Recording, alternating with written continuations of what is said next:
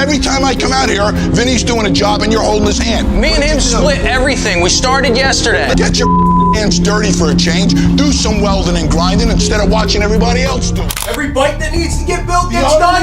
Everybody's working at all times. And you know what? 10 years. This is the kind of stuff we've been dealing with for 10 years. He built some of the most famous motorcycles in American history, turned a family metal shop into a household name, and made millions of viewers fall in love with the sound of a grinder on steel. But behind every chopper Paul Teutul Jr. ever welded together was a family that was slowly coming apart. This is the story of how a boy who grew up sweeping floors in his father's ironworks became a television star, lost almost everything to a bitter feud with the man who raised him, and spent the next 2 decades trying to figure out whether that relationship could ever be rebuilt. Paul Michael Teutul Jr. was born in October 1974, the oldest of 4 children belonging to Paul Teutul Sr., a Vietnam-era merchant marine veteran who ran a fabrication business called Orange County Ironworks in Montgomery, New York. Long before anyone had ever heard the name Orange County Choppers, Paul Jr. was already living in his father's world of steel dust and torch flame. As a boy, he tagged along to the shop, picked up scraps of leftover metal, and treated them like building blocks. It wasn't long before that curiosity turned into something more serious.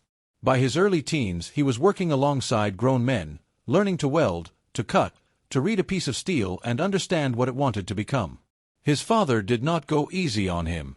If anything, Senior held his oldest son to a higher standard than anyone else on the floor, correcting him loudly and publicly when he made mistakes. Some of the older workers thought it was unfair. Paul Jr. later said it toughened him, even if it didn't always feel that way at the time. The father-son dynamic that would eventually captivate millions of television viewers was already taking shape in that ironworks shop. Paul Sr. believed in brute force, old-school methods, and doing things the hard way because the hard way was the right way. Paul Jr. had a different instinct. He was drawn to clean lines, to design, to the idea that something functional could also be beautiful. That tension between raw power and refined art would define almost everything they built together for the next 30 years, and it would eventually define how they fell apart. By his late teens, Paul Jr. was already running the railing division at Orange County Ironworks, a part of the business that brought in a significant share of the company's revenue. He wasn't handed the position because he was the boss's son. He earned the trust of a crew that included men twice his age, some of them skeptical of a teenager telling them what to do, and eventually won them over with results. He had built a reputation inside the company. What he hadn't built yet was an outlet for the part of him that wanted to create something that moved, something alive, rather than another staircase or a set of railings. That outlet appeared almost by accident. Around the late 1990s, Paul Sr. developed a renewed interest in motorcycles and asked his son to help him build one. When Paul Jr. showed his father his own sketches for a custom bike, it caught Sr. off guard. This wasn't a hobbyist's doodle. It was a real design, with real thought behind the proportions and the flow of the frame. Something shifted between them in that moment. In 1999, father and son used capital from the family ironworks business to launch a new venture, Orange County Choppers. It was a leap into an industry neither of them fully understood yet, built on borrowed money, long nights, and the hope that this could be the thing that brought them closer instead of driving them apart. The early years of OCC were brutal. The shop was small, cash was tight, tools broke, and suppliers wanted payment up front that the business often didn't have. Paul Jr. worked absurd hours, sometimes sleeping at the shop just to keep projects on schedule. Arguments between father and son were frequent, loud, and not performed for any camera, because there were no cameras yet. It was simply what building a company from nothing with a difficult father looked like. Still, the bikes they turned out were good enough to get noticed. When they brought an early build to the Daytona Motorcycle Rally, it made an impression far bigger than a 2-man shop in upstate New York had any right to make. That impression eventually caught the attention of television producers. A pitch for a reality show about the Teutuls and their motorcycle business made its way to Paul Sr., who was reportedly furious at the initial concept and nearly killed the deal outright. Paul Jr. wasn't much more enthusiastic. He worried that cameras in the shop would turn their family's real tension into a spectacle, that viewers would see them as a punchline rather than as builders. But the money mattered, and the exposure mattered more, so they signed on. American Chopper premiered in 2002 with a one-off special, and the full series followed on Discovery Channel in 2003. It became an unlikely phenomenon almost overnight. Audiences weren't just watching custom motorcycles get built from scratch, week after week. They were watching a father and son who genuinely could not get along, whose personalities clashed in ways that felt uncomfortably real, try to build something together anyway. Paul Sr.'s temper became must-see television, but it was Paul Jr.'s quiet, focused talent at the workbench that gave the show its heart. Long, dialogue-free sequences of him shaping a gas tank or laying out a frame became some of the most memorable moments the series ever produced. Enrollment in welding and trade programs across the country reportedly ticked upward, a ripple effect some credited directly to watching him work. The show turned Orange County choppers into a genuine brand. Merchandise sold briskly, tourists showed up outside the shop just to see it in person, and the bikes themselves became cultural artifacts rather than just machines. Among the most significant was a build Paul Jr. completed in 2003 as a tribute to the firefighters who died on September 11, 2001. It wasn't simply another commissioned chopper. He incorporated recovered steel from the World Trade Center site into the frame, and every design choice on that bike carried symbolic weight. When it was later damaged in an accident, first responders treated its recovery with the same care they might show a fallen colleague. Paul Jr. would go on to build a second 9/11 tribute motorcycle years later, unveiled at an event tied to the National September 11th Memorial and attended by high-profile public figures, with proceeds from a related raffle going toward the memorial itself. These builds became some of the most emotionally resonant work of his career, proof that what he made in that shop could mean something well beyond horsepower and paint jobs. But success on camera did nothing to heal what was happening off camera. As the show went on, Paul Jr.'s design work increasingly became the public face of Orange County choppers, and the company's identity started to shift from Senior's shop to the place where Paulie builds those incredible bikes. That shift did not sit comfortably with a man who had built the business, and who had spent his life believing that respect had to be earned through hard-nosed discipline rather than good press. Behind the scenes, the friction that had always existed between them started to calcify into something closer to resentment. Fights in the shop stopped being occasional and became routine. Some of the worst arguments never made it to air, though what did make the final cut was intense enough to worry the network at times. It all came to a head in September 2008. After a dispute over Paul Jr. being late, an argument escalated into a full-blown screaming match in front of the entire crew. Chairs and furniture were thrown. Doors were kicked in. Paul Sr. fired his son on the spot, on camera, in front of the people they both worked with every day. That moment, chairs sailing across the office, would go on to become one of the most replayed and meme-ified clips in reality television history, a strange kind of immortality for what was, at the time, a genuine family catastrophe.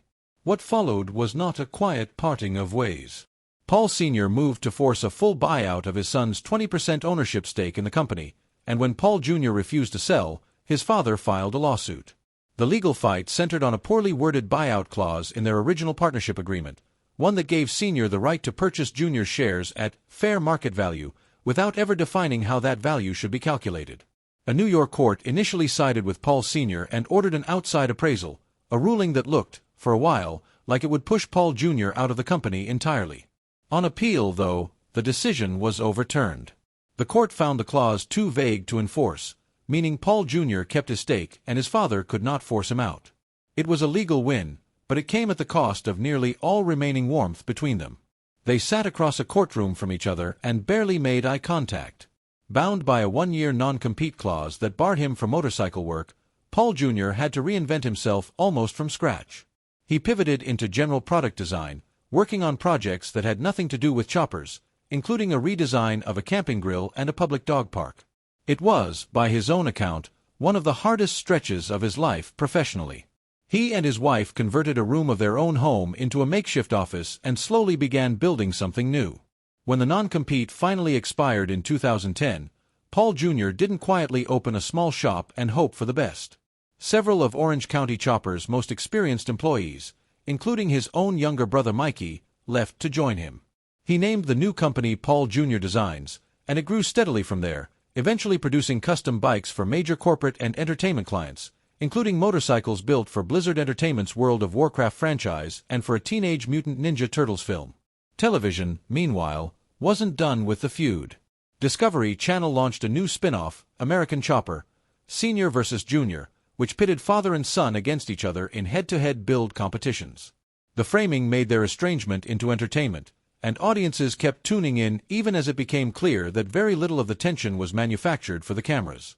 Over the 7 seasons of competitive builds that followed, Paul Jr. won the majority of the head-to-head matchups, proof, if nothing else, that he had become a builder in his own right rather than merely his father's understudy. In the middle of all that chaos, Paul Jr. found something stable. He met Rachel Biester on the set of the show, and the two were married in August 2010 in New Jersey in front of roughly 135 guests. Paul Sr. had been invited. He did not attend. It was a detail that spoke louder than anything either man said publicly at the time, a reminder that the wounds between them hadn't scarred over just because the cameras liked to suggest otherwise. Rachel would go on to describe their relationship as a source of genuine stability during a period when Paul Jr.'s public life was defined by lawsuits and televised conflict. Through that period, Paul Jr. has spoken about leaning more heavily into his Christian faith, describing a personal transformation that reshaped how he approached his marriage and, eventually, fatherhood. In February 2015, Rachel gave birth to their son, Hudson. Paul Jr. has said becoming a father changed the way he understood his own upbringing.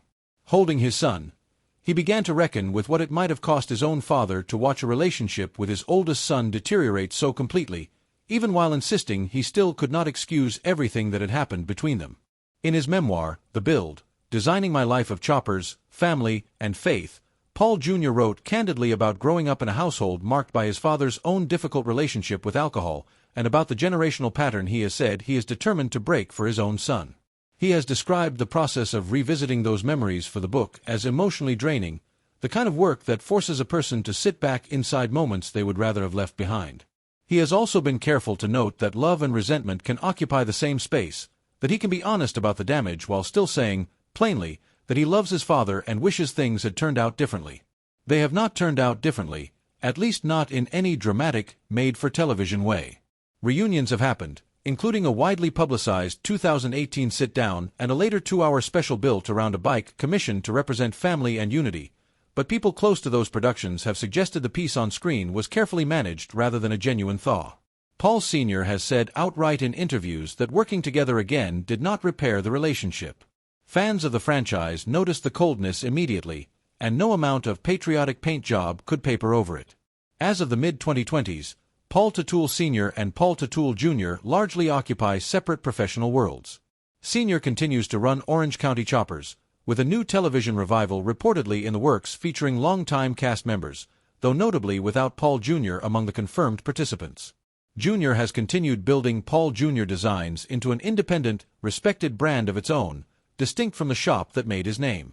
Both men, by most accounts, have made peace with the idea that being business partners nearly destroyed whatever relationship they might otherwise have had, and neither has shown much appetite for testing that theory again. What makes Paul Teutul Jr.'s storyland the way it does isn't just the motorcycles, striking as some of them were. It's the shape of the whole arc, a boy who spent his childhood trying to earn a difficult father's respect, a young man who helped build an empire out of scrap metal and stubbornness, a son who was publicly fired by his own dad on national television, and a father himself who has spent years trying to figure out how much of that inheritance he wants to pass along and how much he wants to leave behind for good. It is, in the end, a very American kind of tragedy. Not a single catastrophic event, but a slow, well-documented erosion between two people who built something remarkable together and could never quite figure out how to also just be a family.